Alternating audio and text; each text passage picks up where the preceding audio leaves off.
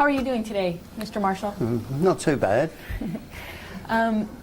What brought you here today for the rock walk? Well, because of Mr. Cotto. We've been friends for a number of years, and it was very nice to be invited by him.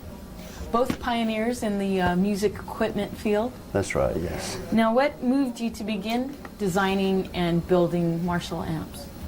It's a long story. No, I've been in show business this year 66 years. Wow. As a top drummer and singer. And during the war I worked on engineering, on Spitfire fighter wings, you know, on the electronics. And then throughout the 50s I was a top drum teacher. I was the first one to teach rock and roll drumming in England.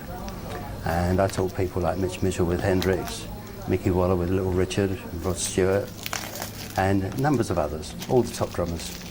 And I decided to open a drum shop, you see, to go in the drum school. Wrong, because Pete Townsend was playing with one of my pupils, and Richie Blackmore, numbers of others turned up at the shop and said, look, why don't you stock amplifiers and guitars? I said, well, I know a lot about drums, but not a lot about guitars and amplifiers. I said, but I can soon learn. So I decided to stock guitars and amplifiers as well. And then at the end of 1961,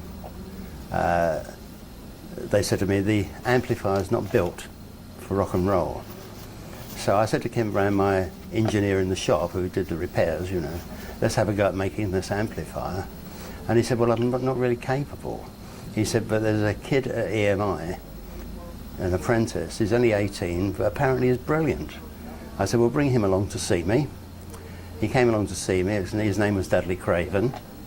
And I said, how would you like to join a crew of 5 to build the first real rock and roll amplifier? He said, oh, I'm an apprentice at EMI. I said, well, how much money do you get? He said, £4 a week, which was a sort of standard apprentice rate in those days. You know, we're talking about 1961. That's right, 1961.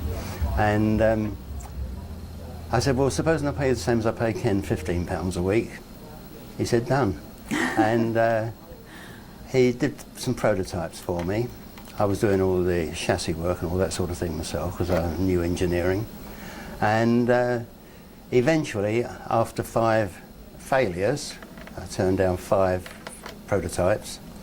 Number 6 was the one I wanted. That was the sound I was listening for. He was very close with some of the others, but not close enough, because it's the harmonics.